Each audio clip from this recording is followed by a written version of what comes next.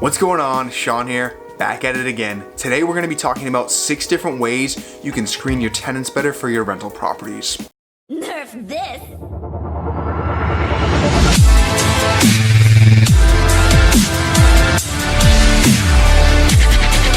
So if you're finding my channel for the first time, make sure you smash that subscribe button. You turn on post notifications because I do release videos every Monday to get your week going and every Friday to get your weekend started. I also do release bonus videos at random and you don't want to miss a thing. With that out of the way, let's get into it. So before I jump into the list, I just want to say this video is more for the newer investor or someone looking to get started in investing and really has no experience landlording or how to properly screen a tenant. Obviously there's some things that are going to be more obvious than others, and if you're the more savvy investor, this list may seem a little bit more obvious than not, but I'm sure there'll be a couple things that you can pick up, so keep on watching. So number 1 is to check their employment history, and I say this because obviously you want to have a tenant that has a good stable job, but also you want to make sure that they're a good employee, not bouncing around every other month to a different job. If they're going to be bouncing around from job to job to job to job to job, most likely they're going to be doing the same thing with their home or apartment. Maybe they may finish out the lease, but if you're someone who does a month-to-month lease like I do, they could be gone after a month or two, and the goal is to have great long-term tenants that are almost like guaranteed income. So number 2 is to review the type of debt that they have. So obviously there is good debt and bad debt.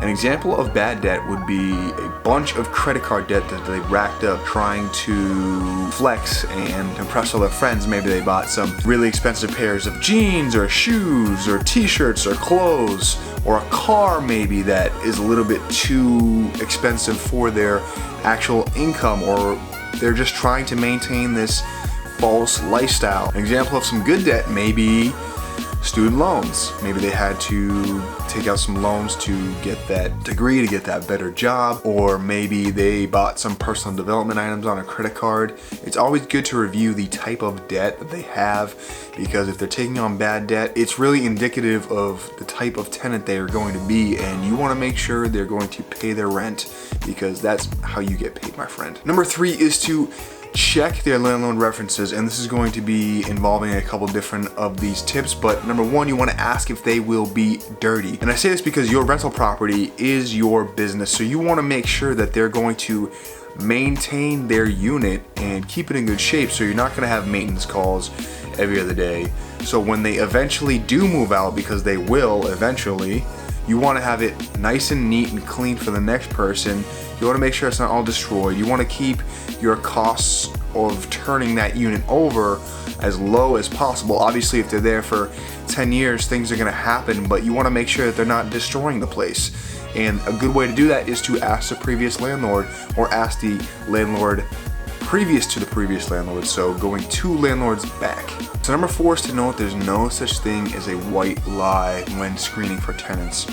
And I say this because if you come across something that they're not being truthful about, again, that's indicative of the type of tenant they're going to be.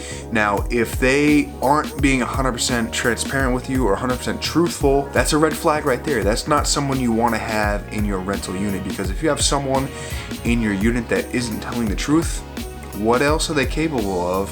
And again, what kind of tenant are they going to be long term? I know that may seem like splitting hairs, but again, at the end of the day, this is a business. You can't get emotions involved. You want to have the best quality of person in there that is going to make your business run at full efficiency. So number 5, going back to number 3, checking with the second previous landlord.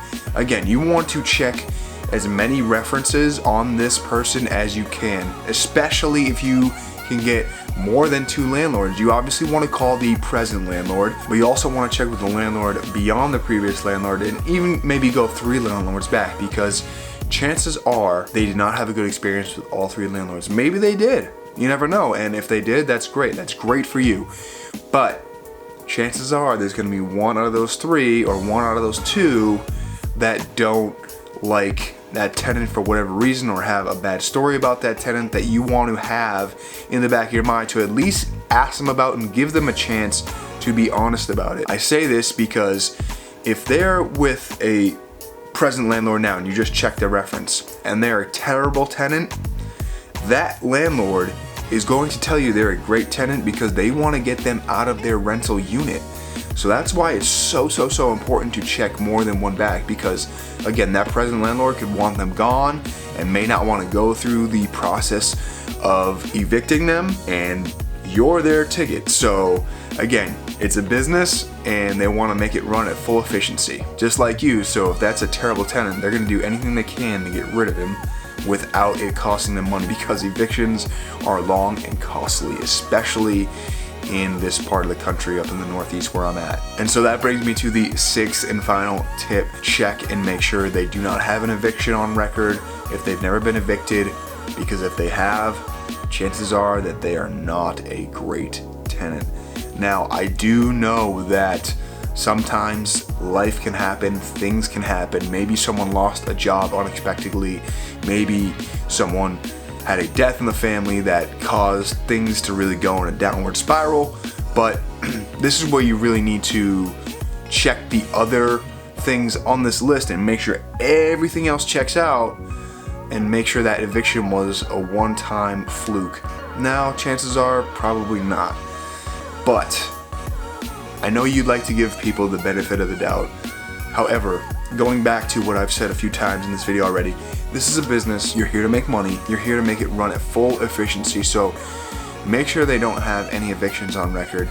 And if they do, you really have to do your homework that much better, that much more thoroughly, to make sure they're going to be a good quality tenant, even though they have that on their record. So those are 6 things you can do to screen your tenants better. Now, I hope that this helped you.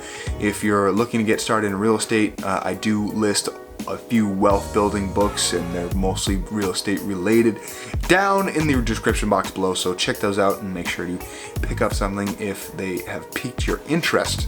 Thank you so much for watching. I appreciate all your support. Again, my name is Sean, and each and every video I try to make you the best version of you. Thanks so much. I'll catch you next time. Signing off.